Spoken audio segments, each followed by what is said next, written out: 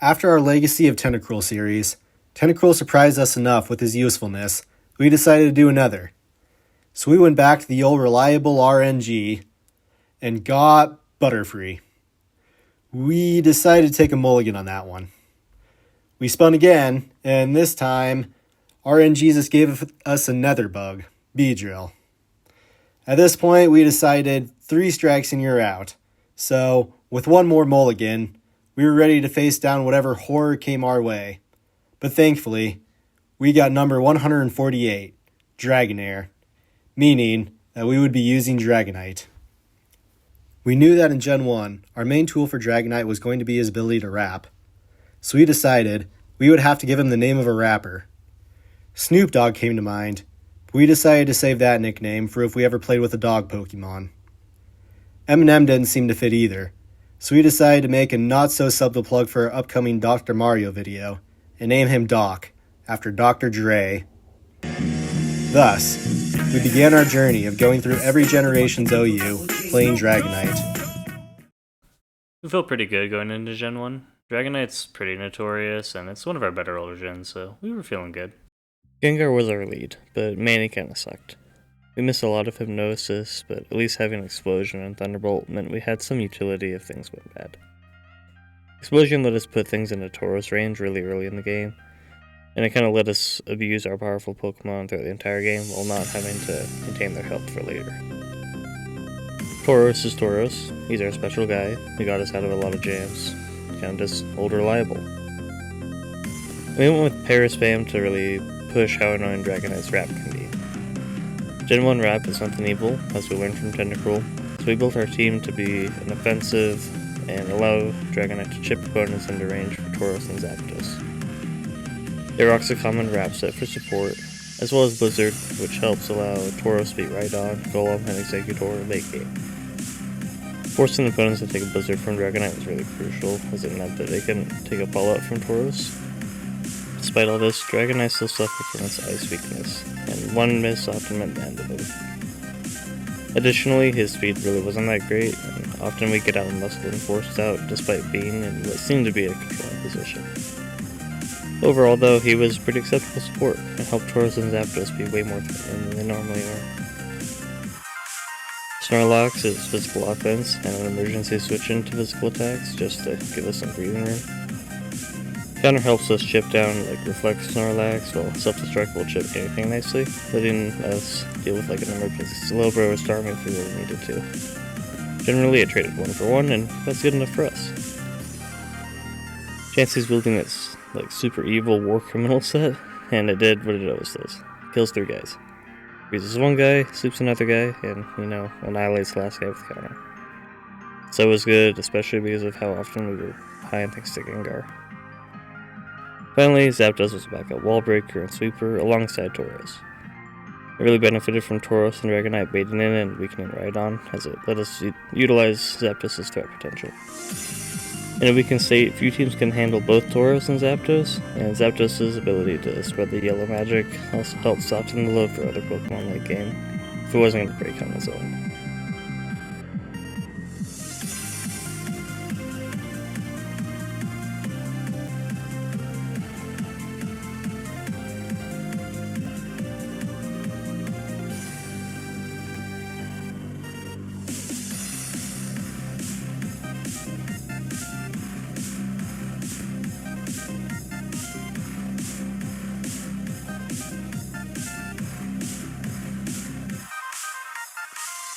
Wrecker was pretty good, but he didn't really do much, and we succeeded because we outplayed people more than Dragonite put in the work. We had a couple pop-off moments, but mostly it would occasionally provide some necessary chip for Zapdos or Tauros, and didn't really set a great tone for the future.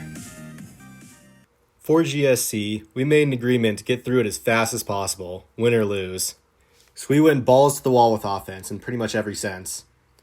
For our ubiquitous Gen 2 Snorlax, we set the tone for our boom offense with Lovely Kiss, Fire Blast, Body Slam, and Self-Destruct. Following that, we also had Explosion Fortress with HP Coast for Psychic types and Ghost types trying to block Rapid Spin. Dragonite is using a really cool curse set, as extreme speed's decent power and priority offsets the only downside of using the setup move, and Rest Talk kept him on the field. We decided to add more backbone to the hyper offense with the Jolteon Marowak combo. Jolteon baton passes agility to Marowak, which can Swords Dance and apply team-breaking pressure. Lastly, we had Rest Talk Zapdos to finish off our team.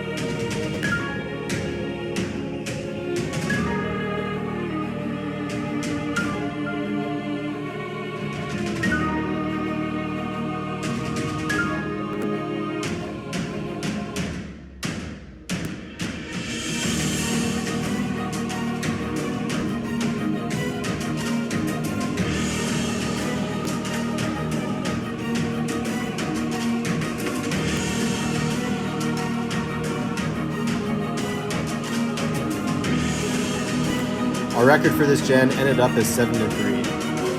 The Boom offense was very good at setting up a fast tempo game.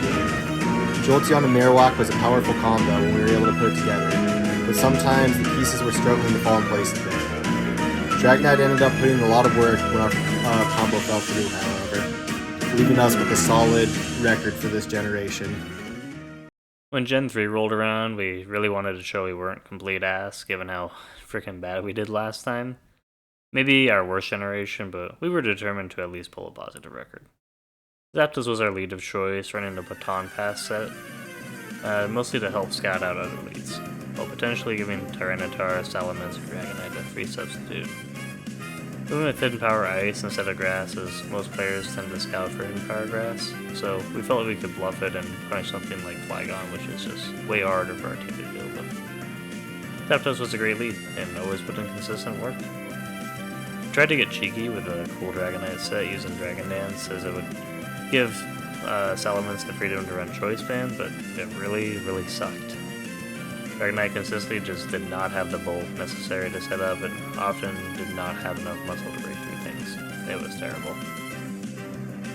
Choice Band Salamence was a great wall breaker, being able to bait in and weaken Skarmory for Dragonite, but often it gave free entry or setup to dangerous threats like Tyranitar, Aerodactyl, or even a Pleasant Salamence.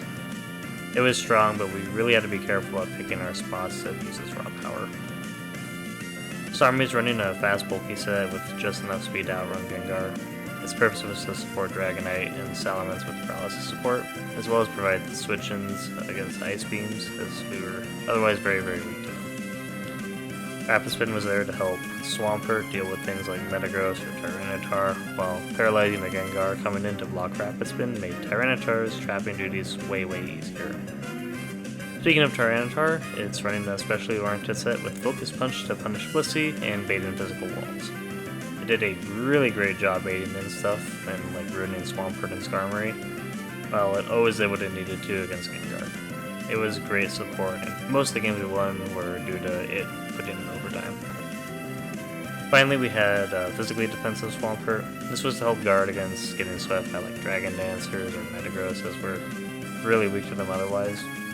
We had to be mindful of Hidden Power Grass, but Ice Beam and Earthquake were super needed against a lot of dangerous threats, so it worked out.